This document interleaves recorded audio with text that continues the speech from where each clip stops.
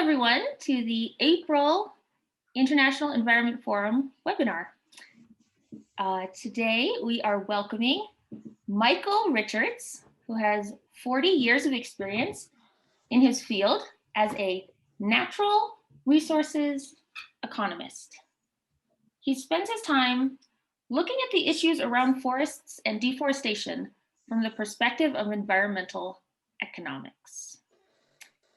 His PhD from the University of Wales is in economic incentives for the sustainable management and conservation of tropical forests. Throughout his career working for the UK, for various UK government aid projects, international NGOs, and UN agencies, he has lived in Malawi, Sri Lanka, Mexico, Honduras, and Ghana. Dr. Michael Richards wrote an article on deforestation for the International Environment Forum a few years back, and I'll put a link to that in the chat for everyone. Before I hand it over to Michael, if you'd like to join us next month in May, the head of the World Food Program Field Office in Bol, Lake Province, Chad, is going to be telling us about the World Food Program in his region. And all those links I'll put for you in the chat. And I'd like to welcome Michael. So thank you very much, Keller.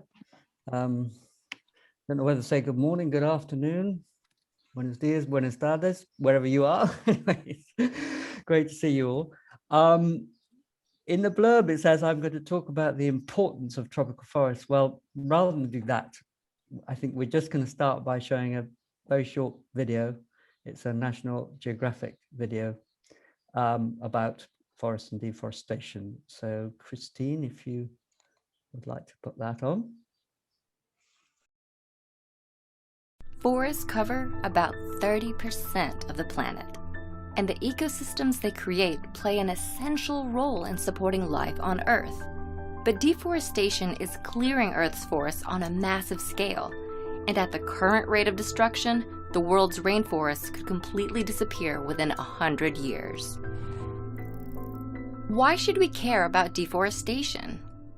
Together, forestry and agriculture are responsible for 24% of greenhouse gas emissions, making deforestation a significant contributor to climate change.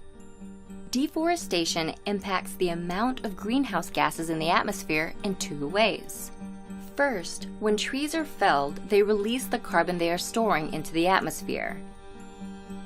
Second, trees play a critical role in absorbing the greenhouse gases that fuel global warming. Fewer forests mean larger amounts of greenhouse gases entering the atmosphere, and increased speed and severity of global warming.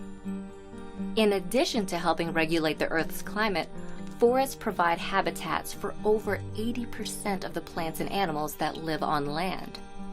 But deforestation destroys these habitats, diminishing biodiversity. Some estimate that 4,000 to 6,000 rainforest species go extinct each year.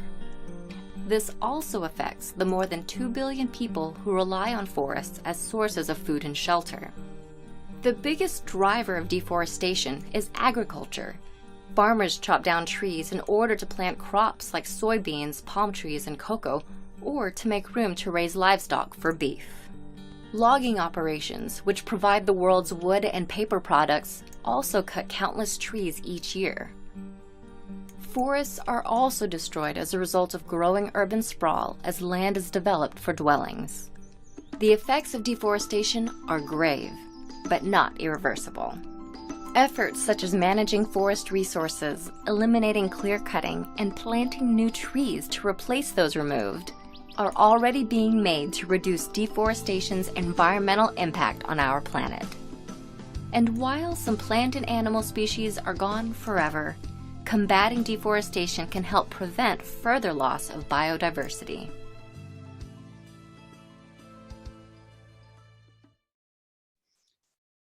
Thank you, Christine. Right.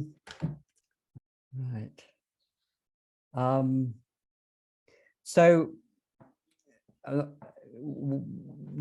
think everyone knows how important forests are. I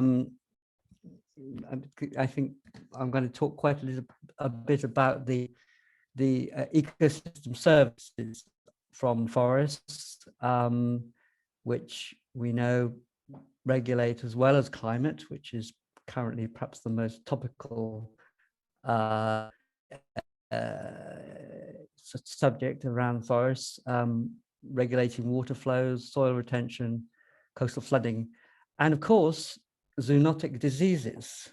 I think this was not perhaps previously as well appreciated as it is beginning to be now. We know that that COVID and many of the other related diseases have come about because the vectors, the insects that, or the pests that go from species to species, when those species become stressed through their habitats being more and more compressed, and also come into closer contact with human beings, which is the obvious consequence of deforestation, then they will jump the host. And we also know that almost certainly the COVID-19 variant probably came from porcupines that were taken from either Myanmar or Vietnam to Wuhan. There were some data in that little video was slightly debatable. A lot of these are estimates with a wide variation in confidence. One figure, I think they said something like 2 million depend on forests. Well, I think we can say that probably upwards of 1 billion people depend to some extent on for their livelihoods. And we know that a lot of very poor people live in forest areas. There are, of course, the products that come from forests, timber, non-timber forest products, fuel, wood and charcoal, obviously very important for the rural poor. And of course, it's a home for many indigenous traditional forest peoples who value forests for their spiritual and cultural values. So there's a huge range of values from forests.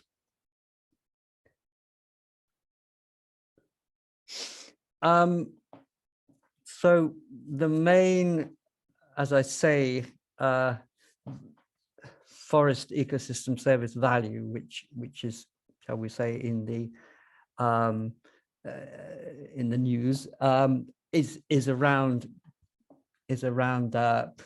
climate change mitigation or carbon storage and sequestration.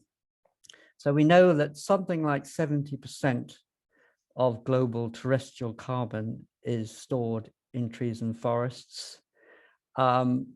This can be as much as 6,000 tons of carbon dioxide equivalent in a hectare of, say, an Indonesian peat forest. Another important type of forest in terms of carbon storage is the boreal forest that protect permafrost layers. This is in fact a picture from Mongolia. Forest carbon emissions, well, they represent, again, the data is, there are, a range of estimates, but between, sometimes you hear a figure of about 12 or 13%, between 10 and 15% of global greenhouse gas emissions. But the interesting thing is that that recent research, or recently kind of published research, shows that forests sequester about twice as much as they emit. So forests, mature rainforests, are what we call net sinks. They retain more carbon than they emit, and I'm going to talk a bit more about sources and sinks. Another interesting thing, when you see this data, and you look at the amount of finance that there is for tackling forest emissions or tackling carbon emissions from forests, it's been around about 3% until 2 days ago. And I'm going to talk about that a bit later. Here's a nice map showing whether forest areas are sinks or sources, and you see it goes a bit more purpley where they are sources, in other words, net emitters. Now, the Amazon forest has always been a sink, but it's now, because recent rapid increase in deforestation, it's on the verge of becoming a net source area. Another area where there's a lot of, where it's clearly a source area is Indonesia, New Guinea, that area.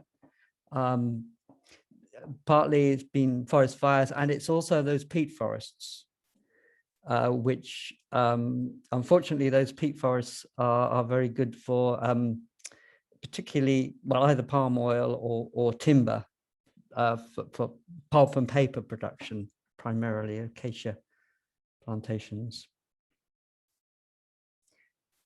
A little bit of data on forest cover and forest cover change. A global tree cover, which is not the same as forests, it includes forests clearly, is about 4 billion hectares, of which tropical forests are a bit under half, maybe 1.8 billion. And of that, primary or undisturbed tropical forest, sort of more pristine, intact forest, is about 1 billion hectares. Over the last 30 years, we think about 17% of tropical forest area has been lost. So it's around about 4 million hectares per annum. Unfortunately, this figure has been increasing in the last few years. And that has partly to do with what's been happening in Brazil, in Amazon. However, overall, the loss of primary tropical forest is balanced by a gain in secondary and planted forest.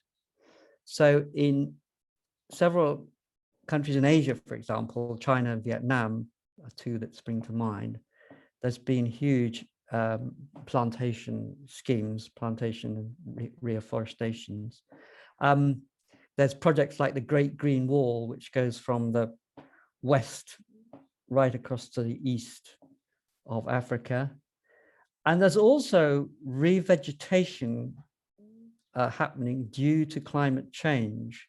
So because of warming, the tree lines on mountains are rising. So, and something which I've personally seen quite clearly through some work I've done in Nepal and the Himalayas, is farming areas that are abandoned because the rainfall is too erratic. And currently, northern India and Himalaya and Nepal is going through the worst drought for the last 15 years, with not even any snow, which is pretty unheard of. So these are areas which are being abandoned for farming. It depends on rainfall. So clearly it's not viable. And then the vegetation comes back, secondary regrowth and so on. However, when you get to secondary sort of forest area, this photo's from Ghana, by the way, there's a huge difference in the quality or density of the forest, difference in the species mix, which has big impacts on the quality of these regulating ecosystem services and, of course, the biodiversity. So going on to the causes, or what we often call the drivers of deforestation, one major distinction we make is between the direct causes, or sometimes called proximate causes, which is basically the land use that replaces forests, so agriculture, mining, roads, etc. And then there's the underlying or indirect causes, which I'm going to talk about quite a bit. The first of this is a problem of the fact that trees and forests are undervalued compared to alternative land uses. This incidentally is a soybean cultivation in Amazon.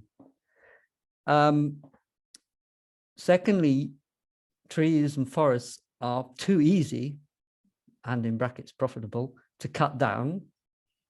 and that's about governance failure. We'll look at that. There are demand pressures on forest land, particularly for food. So this is around population and poverty pressures. And climate change itself, as I've already mentioned, is an increasingly important driver of change, of deforestation, and revegetation. And this isn't a watertight distinction. A driver can be both a direct cause, for example, like roads. If you build a big road, obviously chopping down trees, but the roads tend to attract illegal loggers, speculators who will clear the land because they know that the value of the land will increase because there's a road. And so you get sort of a multiplier effect. So looking firstly at the range of direct drivers, this is not in order of importance. Subsistence agriculture is not, in fact, the most important one by any means. Infrastructure, roads, hydroelectric power, urban growth, etc. That's one area. Mining. By far the biggest one is agricultural plantations. Palm oil, soy, cocoa, etc. And beef. Obviously in the Amazon, beef is a major driver. Fire and pests, again related to climate change. Illegal logging and illegal non-timber forest product extraction. Now this causes forest degradation. It doesn't tend to cause deforestation, but it obviously reduces the kind of quality and density of the forest. And the tendency is that once a forest is degraded, it will generally eventually get deforested. You have fuel, wood, and charcoal, again resulting in forest degradation, and timber, pulp, and paper plantations. So this is not an exhaustive list, but probably these are the main ones.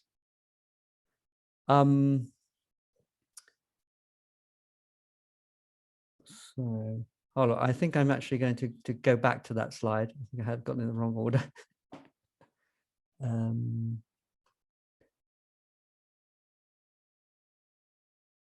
No, okay, sorry. Okay, we mentioned earlier on about the indirect and indirect or underlying causes. So I'm looking now at some of the underlying causes.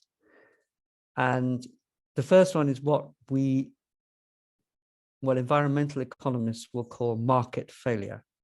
The fact that there are either no markets for ecosystem services, or the markets are very weak, and therefore the values are very low. And the problem is that ecosystem services and these other benefits, they're externalities to the market. They're external to the marketplace. So for example, typically the value per ton of carbon dioxide equivalent has been around $5 to $6 per ton. That's terrific undervaluation in terms of the real cost of that, in terms of what it's doing to the environment. And then the other side of that is that those people who are cutting down forests don't pay the costs. Again, there's no sort of market or financial sort of mechanism for them to do that. In fact, society pays the costs in the form of welfare, lower welfare, increased poverty, cleaning up damaged repairs. So just here an example of a mangrove forest, which is a hugely undervalued type of forest in terms of its functions around prevention of coastal flooding, huge livelihood benefits. It's the most, after peat forests, it's the most, these roots have huge amounts of carbon in, and of course they're chopped down for tourism and all sorts of things.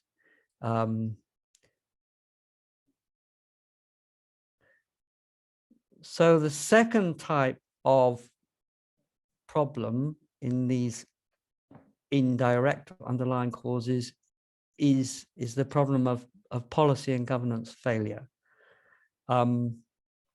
which causes forests to be worth more cut down than to be managed or kept standing. You have subsidized agricultural inputs, which makes, of course, the alternative land use more valuable. And I'm not saying that these are not justified on other grounds, development or poverty reduction grounds, but we'll come to that. It's a complicated discussion.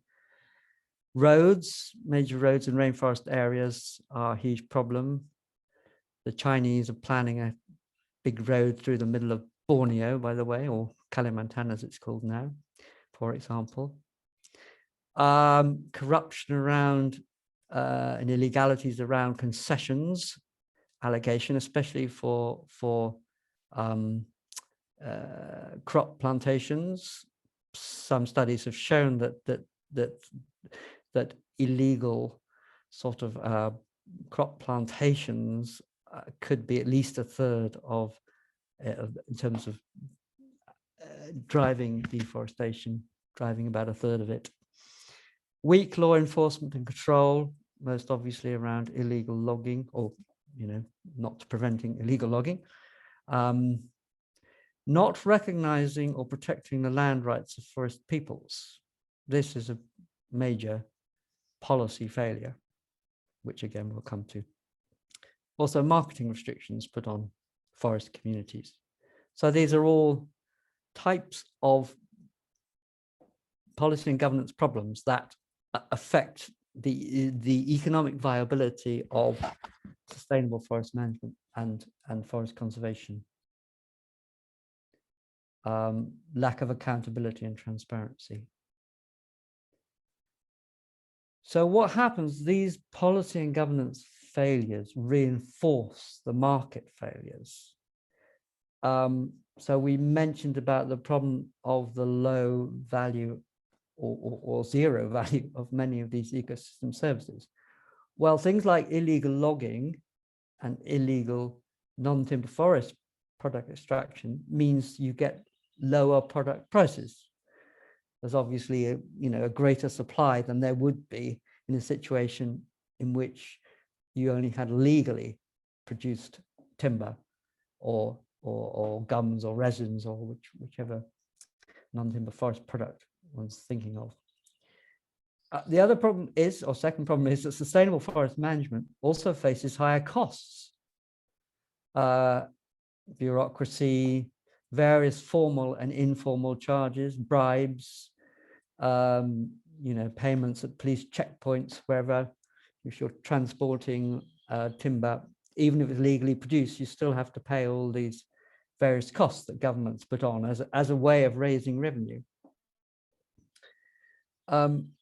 The fact that trees grow slowly, and for most, economists would say that time is in fact the main cost for sustainable forest management. It would take 80 years for a mahogany tree to grow to, the appropriate age for felling.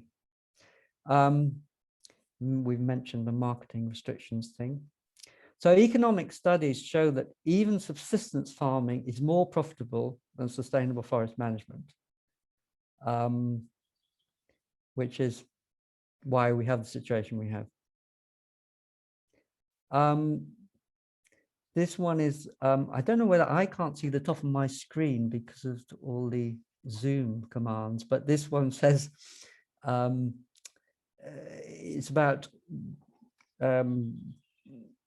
population and poverty as drivers of deforestation. And this is been a sort of traditional explanation, and it's an easier explanation, but it's also it's politically much more expedient explanation, because governments find it very much easier to in terms of tackling the drivers. For governments to tackle policy and governance failures, they have to do things which confront the vested interests of their elites, which are often the politicians themselves. So it's very difficult. To the extent that population certainly is a driver. It reinforces the direct drivers, especially demand for food, demand for agricultural land. Clearly, poverty, the need for fuel, wood, and charcoal, reliance on illegal timber for a huge range of livelihoods. These are artisans in Vietnam carving from rosewood, which of course is a hugely valuable species, almost becoming extinct. In fact, deforestation drives poverty, I would say, rather than the other way around. We know from the UN sort of research that climate change is often cited as being the most important cause of increasing poverty. Well, I mean, deforestation, it's associated, for example, with food and water insecurity, also the loss of these difficulties in terms of energy supplies, and 40% of the extreme poor live in forest savanna areas.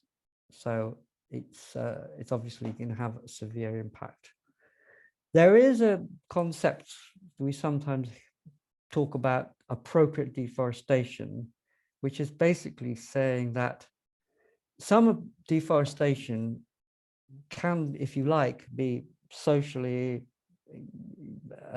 justified in terms of, well, you know, obviously in wealthier countries, industrialized countries, we deforested in order to fuel our you know, our process of economic development. And of course, you know, to some extent, this has to happen in the tropical countries.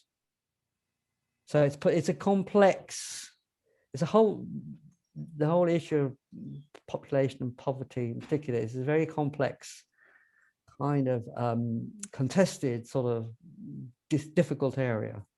There's no black and white obvious solutions. So climate change itself, climate change is driving both deforestation and revegetation. The warmer, drier conditions favor fire and pests. For example, now there's a lot more fires in the kind of interior of the Amazon rainforest, whereas before it was much more on the edges. Bark beetle damage in pine forests is another a pest that seems to have been encouraged because of drier, droughty conditions. As I mentioned, the major drought in the Himalayas, the oak forests of Uttarakhand state in northern India have been described like tinder. Huge fires there, we don't hear much about. Abandonment of farming areas, as I've mentioned. This is an area in the sort of middle hills of Nepal. Oopsie. Won't go on to the next slide.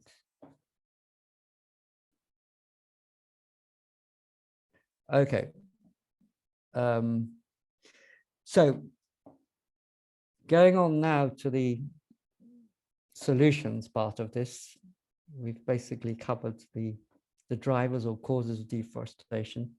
So the first set of sort of responses, solutions are around this problem of market failure or undervaluation. So logically, if there are no or very low payments for ecosystem services, we need to start payments for ecosystem services.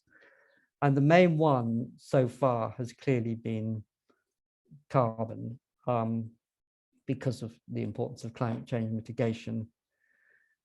So there's an international, or most tropical countries have a so-called REDD+ program. REDD+ means reduced emissions from deforestation and forest degradation. It's quite a complex process. It's complex because of the difficulty of measuring reductions in emissions. You have to have a baseline deforestation rate, which is very politically contested. And then you have to measure the reduction in that due to the actions you've taken, as opposed to climate change or exchange rate changes and other things that go on. There's a huge problem of attribution there. This problem of political will, which I've mentioned, that there are strong vested interests in the status quo for obvious reasons. These are, the businesses and military politicians, etc., who have crop plantations or timber or mining, etc. The price of carbon, value of carbon, has been very low.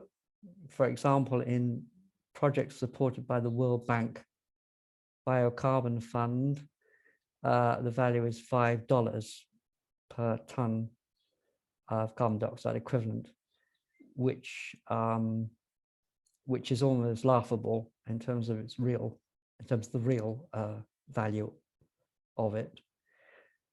There's this issue, or the wide perception, that REDD+ is based on carbon offsets.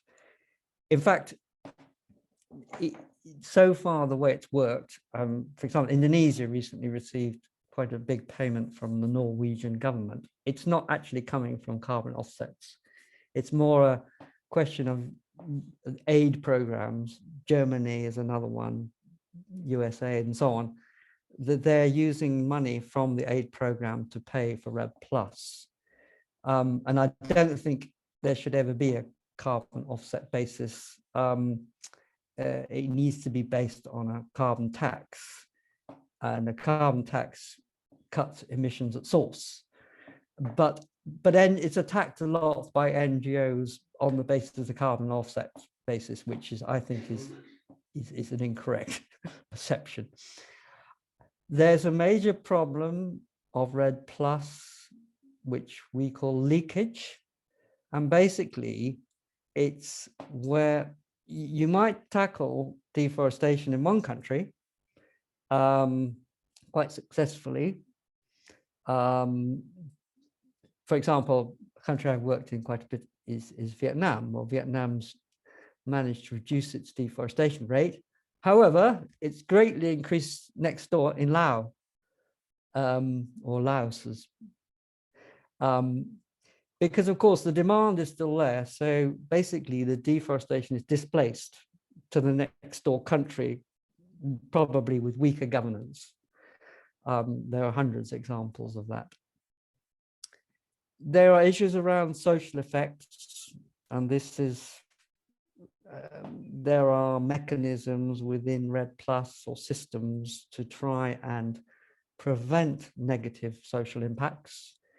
There's something we call free, prior, and informed consent, which basically means that people whose land is being changed, or the use of it's being changed, must give informed consent, including, most obviously, Indigenous peoples. So the countries, and this is something I've been quite involved with, have been going through what we call the REDD+ readiness phase. So they've been doing the policy and legal analysis, and analyzing drivers of deforestation, coming up with reforms, capacity buildings, developing governance systems, safeguards, FPIC systems, and so on. Now, this has been a very complicated and difficult agenda.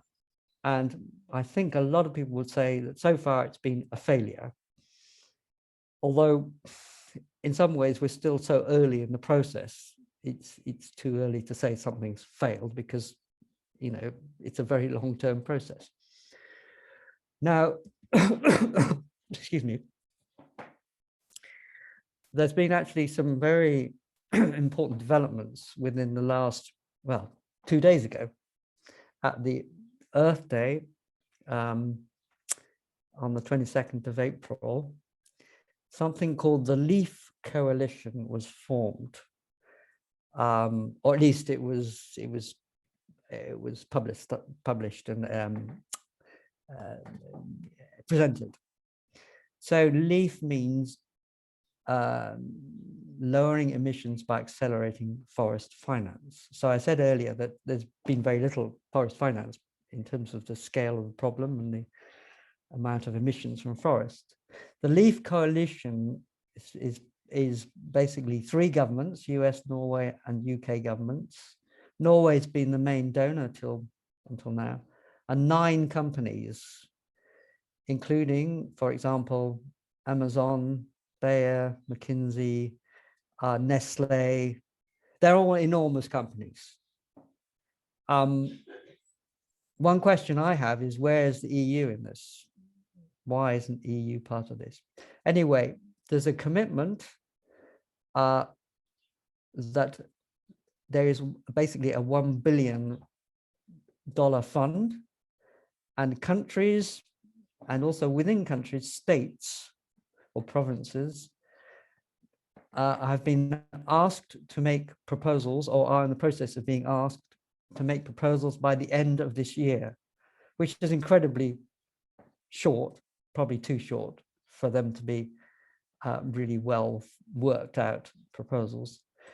And these payments will be made for so-called verified emission reductions with all the problems I've already mentioned over the period 2022 to 2026. So it's a 5-year period. Countries have to show they have reduced deforestation against a baseline.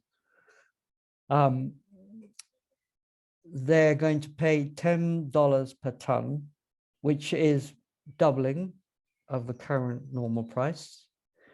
I think most forest economists would say it needs to be more like 20, at least $20 a ton. Some would say 50, because it's the same problem we've been talking about.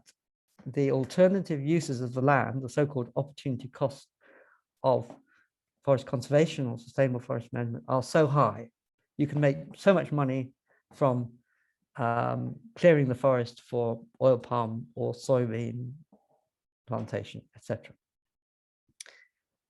And then we have these complex measurement and baseline issues. So I've concentrated mainly on REDD+, the climate change mitigation one, since it's the most prominent one. There are other ways that, or other attempts to respond to market failure. Some countries have payments for hydrological services of forests. There's also certification of forests. For example, the Forest Stewardship Council, most people probably know that, is a form of certification, and really there should be a price premium of at least 10%, and that premium represents the value of the ecosystem services. The problem is that the industry, consumers have not been prepared to pay this. And so therefore it's really not worked very well. At the end of the day, we have to pay more for these things to work. Responses to governance failure. So the main one has been the EU Forest Law Enforcement Governance and Trade Initiative. There's also the Lacey Act in the US. And this basically tries to prevent the import of illegal wood products. So wood products that come from illegal logging. In Europe, we've had the EU timber regulation since 2013. The trouble is the importing countries have not enforced it properly. So And again, it's this problem of sort of displacement. I mean, one country like the Netherlands has been very good, Germany, UK to some extent. But for example, it's easy to import into Italy and Spain and other countries because they're, or some of the Eastern European countries. So you can always find a market. There have been important gains in governance as a result of this FLEGT initiative, transparency, voice, participation of civil society in policy making. There are difficulties around poverty and livelihood effects, which is something I've studied quite a lot. This is a carpentry workshop in Vietnam using illegal timber, but obviously we're talking about millions of people who depend on this. So you can clamp down in terms of, you know, law enforcement, but are you going to hit the poor people more than the big people? Yes, almost certainly. There's again a leakage problem. You improve forest governance in one country, but you can still have all the problems, you know, in the next door country. There's some EU legislation apparently going to be introduced quite soon. It's being prepared, which will extend this approach beyond wood products to all imports, including food. So deforestation free or zero deforestation imports. It's going to be very, very difficult to implement, and it will have the same issues, and it will depend on the political will for enforcement by the importing countries. Now, an approach that I think that combines a lot of the potential benefits of forest management, forest conservation, is supporting property rights of indigenous and other traditional forest peoples. There's been, well, for example, the Amazon region, in the Amazon region, about 45% of intact forest is managed or under the indigenous peoples. And worldwide, something like 14% of tropical forest is under indigenous peoples management. A very recent report by the UN has shown very systematically that deforestation in indigenous people areas in Latin America is less than half of that in non-indigenous peoples areas. And it works best when there's a collective land title, as in significant areas in Brazil, Bolivia, and Colombia. This approach to climate change mitigation was also strongly supported in the IPCC report of 2019. Of course, it's not just that you're getting the environmental benefits, the social poverty reduction and adaptation benefits are clearly enormous. And obviously an interest from a sort of Baha'i perspective is that it has an exceedingly strong justice basis. This is in fact an area under the Surui tribe in Acre State in Brazil, who I have been fortunate enough to be able to work with in the past. So you can see there the difference from satellite imagery between the forests in the protected and unprotected areas.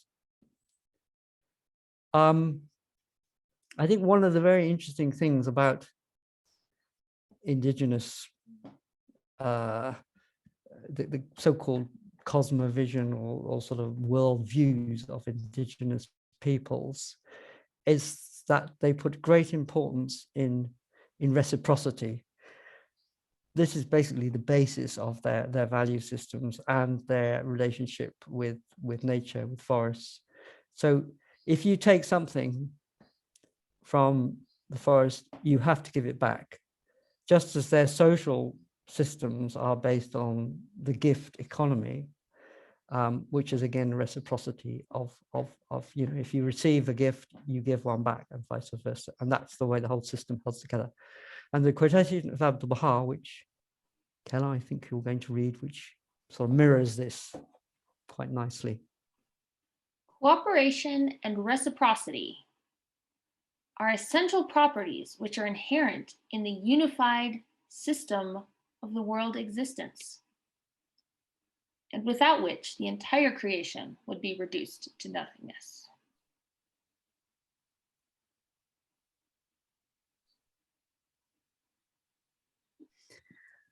Another strategy, clearly important, is around planting trees, tree planting, and forest restoration. So planting trees is very good, it's great, but it's not a panacea as perhaps some people would like to think. Just put it in perspective, that over the period 2001 to 2019, the total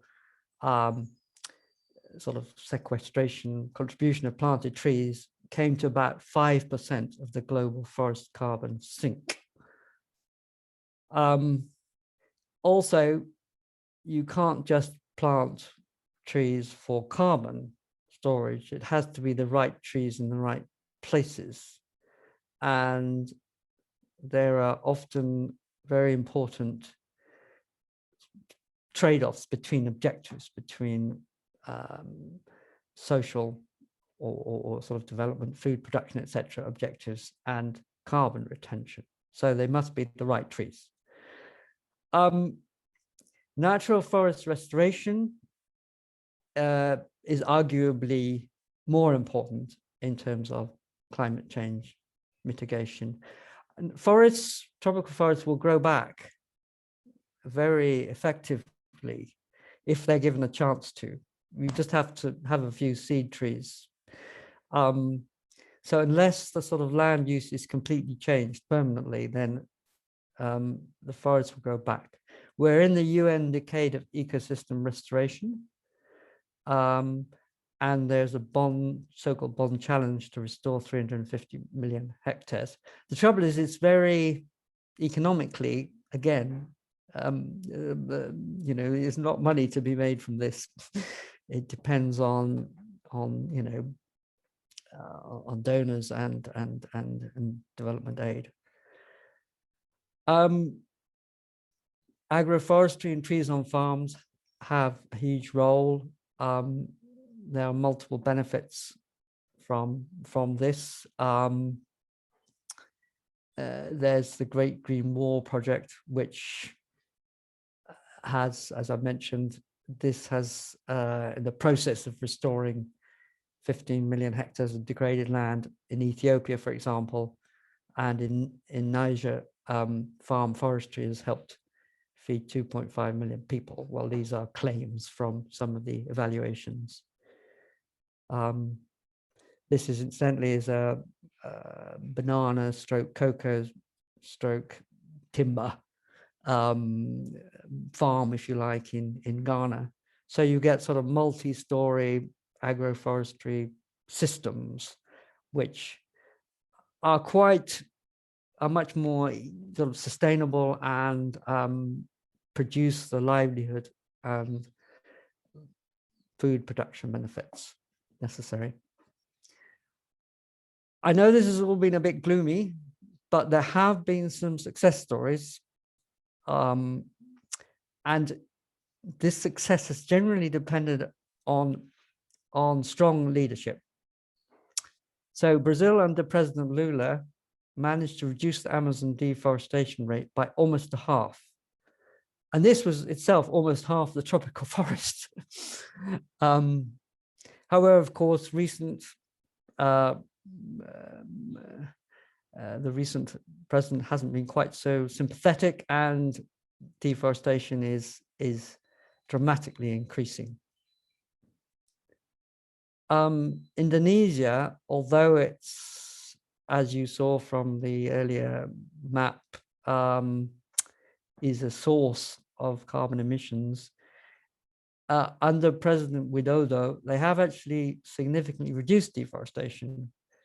And although it hasn't been totally effective, they have had moratoria on new oil palm logging concessions, particularly in peat forests. But again, it's quite complex in terms of political economy issues. Finance has obviously been very important in supporting this political leadership in order to achieve this. So in the case of Brazil, they had something called the Amazon Fund, which was most donors contributed to, and you can't do this without money.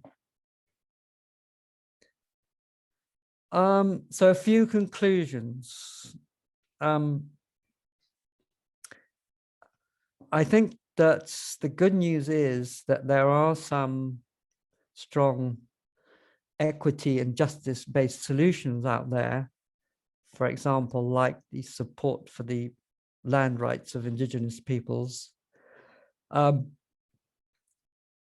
which also combine sort of climate change mitigation and adaptation, which is the other great challenge. I would say any approach must have at its core sustainable management, both of the trees and in terms of farming, and needs to be a holistic landscape approach. Consumers can help this process or not. They definitely have a role. We have a role as individuals in terms of our consumption choices, but it's going to be things like this EU legislation that will also enable demand to be able to help the problem rather than be the driver behind deforestation. This issue of displacement or leakage, I think, is very interesting because it underlines the need for global governance, holistic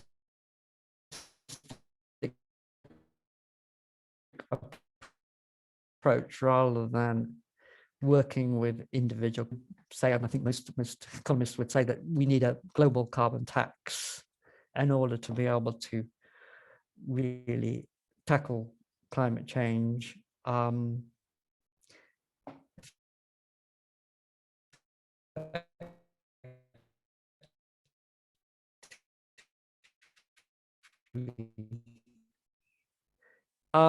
lot of these problems, well, an issue of values behind this materialistic value system. And this has also, I think, slowed progress on global governance. So spiritual values, I think we know are very linked to concepts of environmental stewardship. Christine, I think, read this one, please.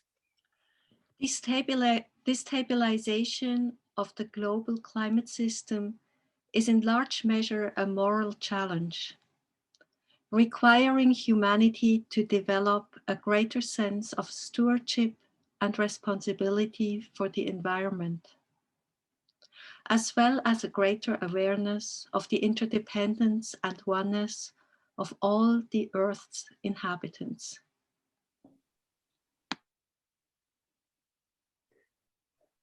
And finally, I think we can see that both forests and people need global citizenship to be able to overcome the problems. The high writings say, the well-being of mankind, its peace and security are unattainable unless and until its unity is firmly established. The earth is but one country, and mankind its citizens. So there you are. There's my email in case anyone would like to further discussion.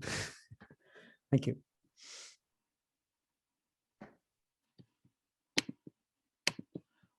We've got a couple questions in the chat. Mark says, similar to the satellite photo of Sarai and the unprotected areas, are satellite photos of Haiti and the Dominican Republic, where the border between the two countries shows contrasted densities.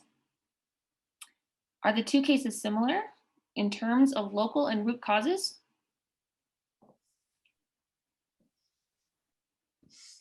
Well, I wouldn't know. It's quite likely in most countries, most situations, you're going to get the same basic elements, but that obviously it varies according to, I mean, Indonesia is very different to Brazil, for example. You don't find many beef cattle in Indonesia, and you don't find much oil palm in Brazil, or at least not as much. They don't grow soybeans in Indonesia, don't think, etc. You know, it'll be different, but you still got illegal logging, you've still got things like that going on. I mean, for the Surui, the main problem is ranchers and illegal logging. And in fact, the Surui chiefs have often been threatened. And of course, I mean, there are a lot of, we don't hear about how many people are killed in terms of the Amerindians, but we know that there are a lot of the leaders have been killed. Yeah, it's tragic. Mark also asks, can you speak a little more in the relationship between forest degradation and deforestation and their impacts to local and regional weather patterns? I think with local and regional weather patterns, it's a very, it's quite a new area and quite a lot of uncertainty. It seems like where you've got more forest, you've got more rainfall going on. But it's not something which I personally, know a lot about. I suppose the relationship between forest degradation and deforestation is that as soon as a forest has been degraded, often, classically it's all the high quality, high value timber is taken out first. Then the forest isn't worth, it's worth even less. And it's easier to get into. You've got more roads around, more access, loggers, you get villages, the more increased population, and it's a gradual process by which the forest gets degraded, and eventually, it may be cleared for plantation or beef cattle, etc. Here's another weather question, this time from Carol. Can there be another extremely valuable metric, one of evapotranspiration, the breathing, I think, of forests and the formation of clouds as a metric to drive a move toward more conservation of forests? Well, I would invite, you see, I'm a economist who's always worked mainly on the social and policy and governance issues around forests. I'm not so strong on the the science. So I would invite anyone from the audience who knows more about things like evapotranspiration than me to. But I'm sure they're right. Okay, here's a question in your wheelhouse from Stephen. In the LEAF system, is the reward finance feedback into the affected areas or merely snapped by central governments? Well, the thing is that, I mean, there was very little, I don't know whether you've been looking at the news, but there hasn't been much information from the Earth Summit, Earth Day. And I only found about this from an NGO that I used to work with, who's very, on. So I don't know the details of all this. I mean, the other thing is that if countries sort of keep the money, if it's corruption, then they're not going to reduce deforestation. It's not going to work, and they're not going to be paid. And this is this whole point about verified emissions reductions. They have to show that they have reduced deforestation. So that's not going to happen if there's corruption, if the money's sort of siphoned off. Yeah. So that's, I guess, the answer to that. But it's a very difficult thing to kind of prove and verify. I mean, I wish there was a simpler way of doing it. But so far they haven't come up with one. Arthur says, where biomass is the only energy source in poor areas, what can be done to increase the sustainability of that supply? For example, women walking long distances to gather firewood. I think the first thing that can be done, and this is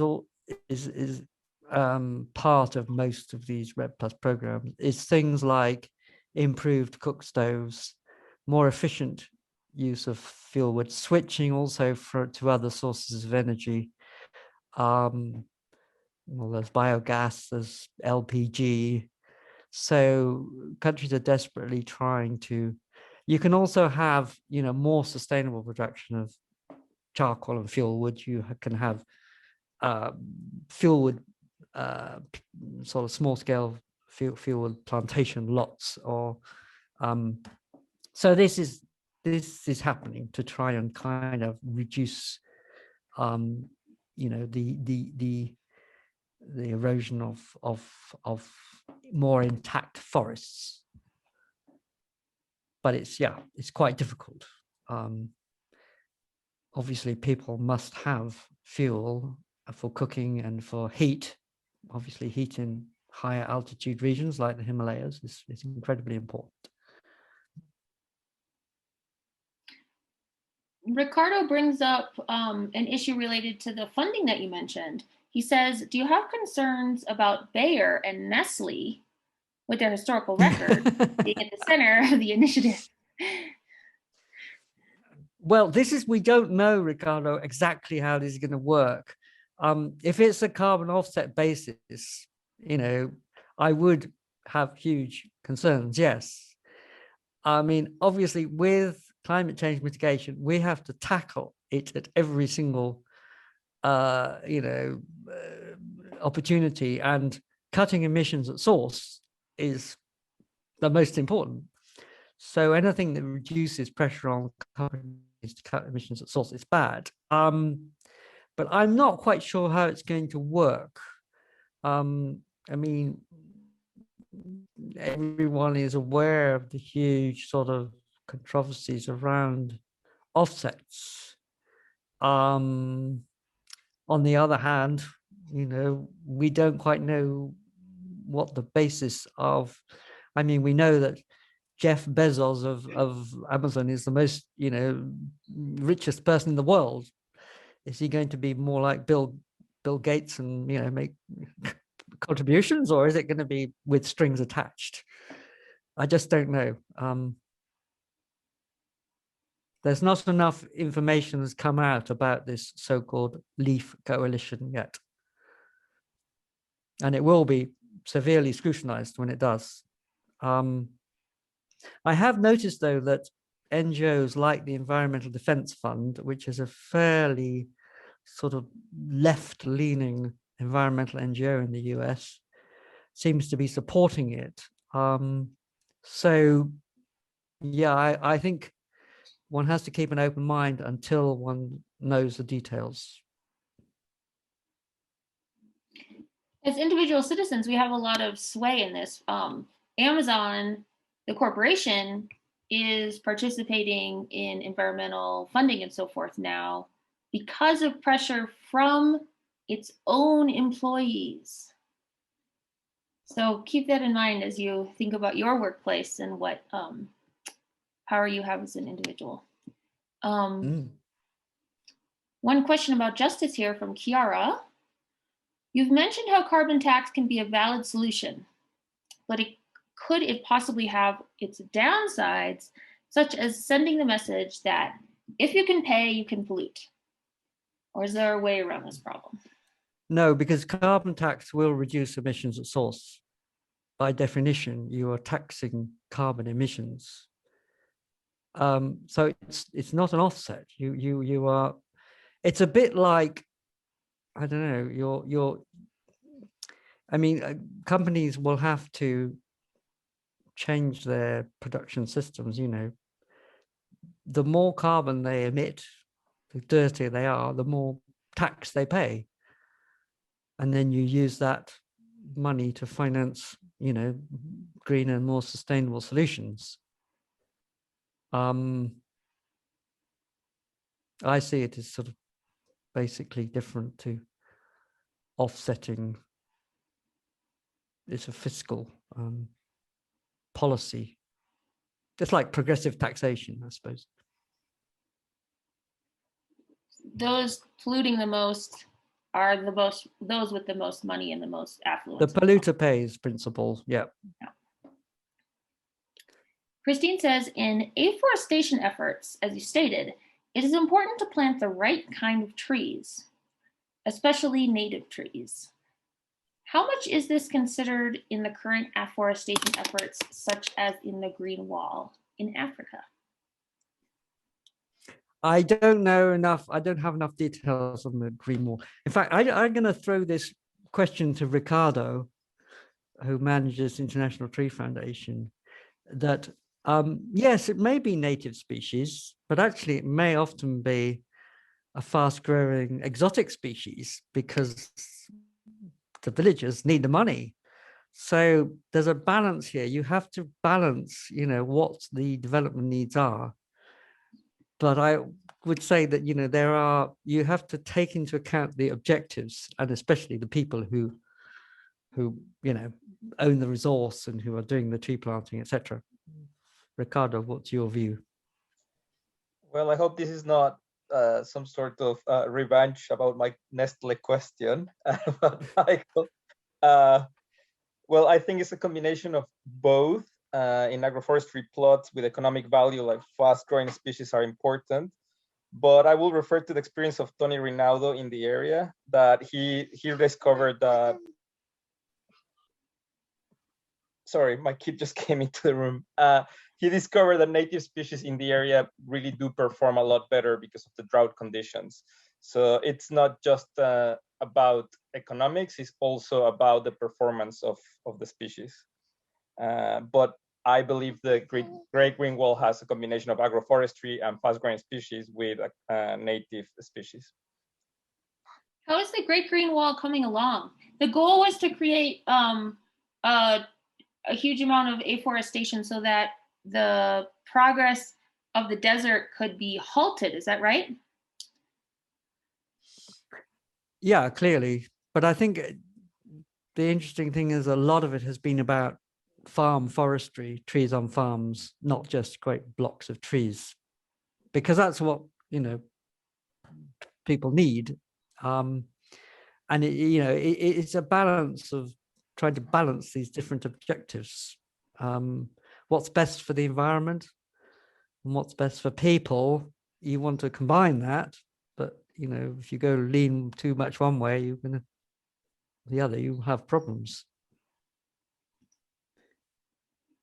I mean, obviously some trees are great. They, satisfy all the different objectives, but generally speaking, there's a choice situation between what species, will be better for the particular area, or a type of farming system, for example. What crops are they trying to grow? What are the soils like, etc., etc. Well,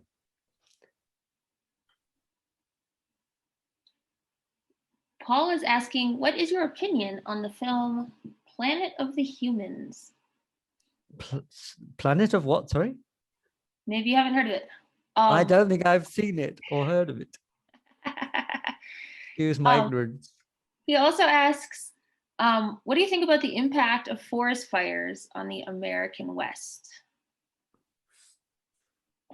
Well, judging by the films you see, what's happened in California and other places, pretty devastating. Yeah, it's obviously huge problem.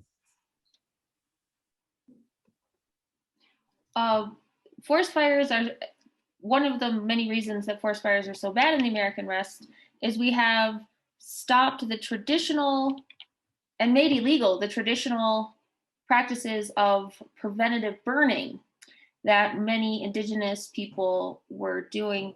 They were actually the indigenous tribes before Westerners took over the West were doing preventative burns in the West and keeping the forests healthy by getting rid of all of the fuel on the forest floor and allowing the forest to thrive. Yep. Generally speaking, that's the case, that traditional forest communities know the best, most sustainable management practices. And you change them at your peril. Yeah. Which is why we should be supporting them, not trying to replace them yeah. You mentioned that illegal logging doesn't necessarily create what is technically called deforestation, but just degradation. How does that work, and what's the difference? Well, because illegal loggers are after the high value species, and in a tropical rainforest you have hundreds of different species, so you're going to select mahogany and other very high value species. So that degrades the forest. I mean, clear cutting a forest, yes, it's a form of illegal logging, but you'll clear cut a forest to develop a crop plantation, or for beef or some alternative land use. It's not by sort of, if you like, the timber men. They will just go on to the next high value forest and take out the highest value species. So they're creaming, that's a term that's often used. They cream the forest, leaving only the lower value species. Actually, they found that a lot of these secondary species are very good timber species. So, they have become valuable over time. But yeah, the forest just gradually gets degraded, becomes secondary forest. And then the other thing that happens is that in those, you get the so-called pioneer species of trees. They're like weeds, if you like. They're sort of the weeds of the forest. So they tend to grow very fast, but they don't have the same properties, same density, for example, wood density and so on. Here's a question on this topic from Mark. He says, what types of livelihood diversification exist for those living from forests, forest products, and so forth? Well, livelihood diversification can be an important strategy, or is an important strategy for reducing pressure on the forest. You're not really wanting to diversify the livelihoods of people who are managing the forests, who's sustaining managing forests, but certainly people who are encroaching into the forests, like small colonist farmers, for example. So yeah, livelihood diversification, it's a big challenge. It's not easy to find alternative sustainable land uses. I mean, there often might be agroforestry type solutions, actually. I mean, some of the photographs you saw from Ghana, for example, is this cocoa based sort of agroforestry system where you've got quite high density of trees, and you can have timber trees as well as, you know, as shade trees for the cocoa. So you combine different, you know, management objectives. But only so many people can live in forest areas. It's not sort of like in labor intensive agriculture. Actually, another strategy is labor intensive agriculture, away from the rainforest. And that's been tried as well, but it's very sort of indirect and hard to sort of prove that that's really benefiting the rainforest.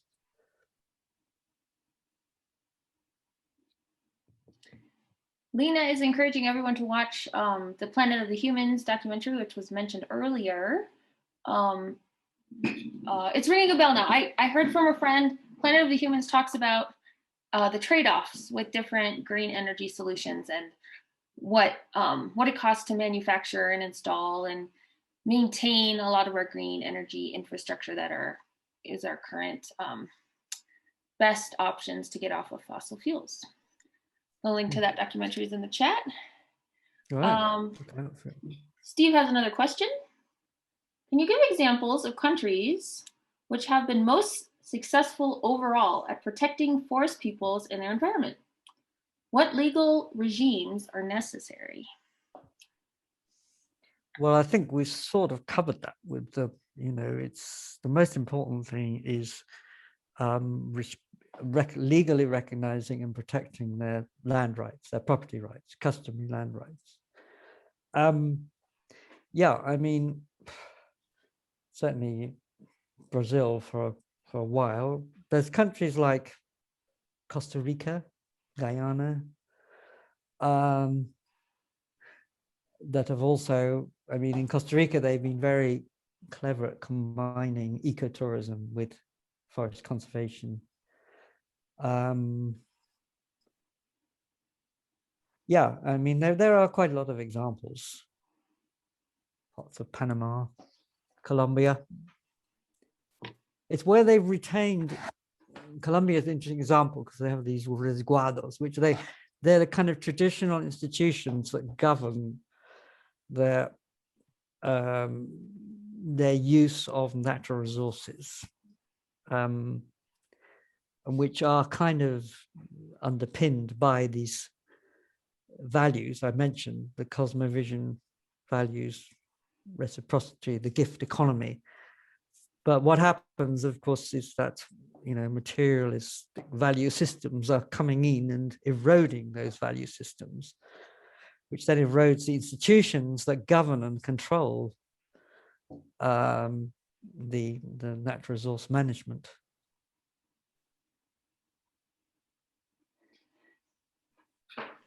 So we have to support those traditional sort of institutions, and especially the land rights.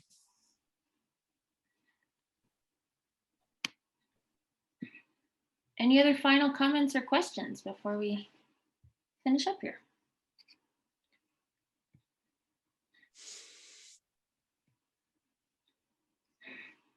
All right. Thank you, Michael. Great pleasure. Yeah, I hope thank that you. wasn't too depressing. Very good. No. There are some glimpses of hope.